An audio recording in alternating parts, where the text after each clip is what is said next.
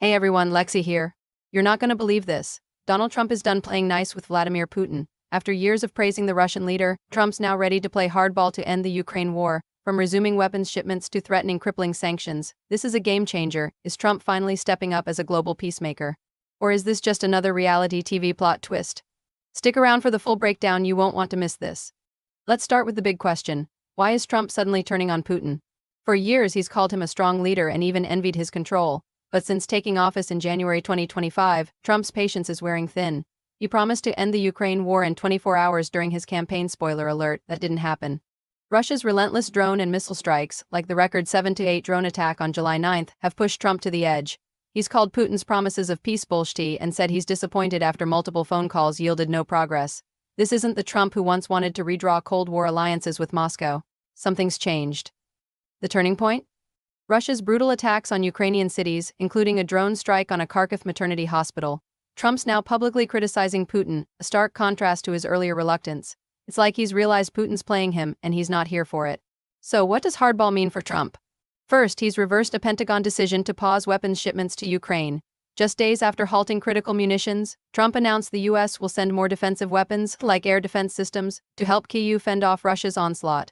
But that's not all. Trump's also selling U.S. weapons to NATO allies, who then supply them to Ukraine. Smart move, since NATO foots the bill. Plus, he's considering fresh funding for Ukraine, possibly using $3.85 billion in leftover Biden-era authority or even seizing $5 billion in Russian assets. This is Trump flexing economic muscle. And then there's the sanctions bomb. Trump signing a bipartisan bill that could slap 500% tariffs on countries buying Russian oil, gas, and uranium. That's a direct hit at Russia's war machine, which relies heavily on oil revenue. European leaders like Germany's Friedrich Merz are cheering him on, saying sanctions could force Putin to negotiate. So what's the endgame here? Trump's teasing a major statement on Russia this Monday, July 14, 2025, and it's got everyone on edge. Will he double down on sanctions? Send more Patriot systems? Or try another round of talks? One thing's clear, Putin's not backing down easily. Russian officials like Dmitry Medvedev are taunting Trump, calling his moves a seesaw of indecision. Ukraine's cautiously optimistic but skeptical. President Zelensky's pushing for more air defenses and tougher sanctions, warning that Putin's still betting on outlasting Ukraine's defenses. Meanwhile, Trump's team, including envoy Keith Kellogg, is meeting with European allies to ramp up pressure on Russia's economy. This could be a pivotal moment or another false start in a war that's dragged on since 2022. Alright guys, that's the latest on Trump's hardball strategy with Russia.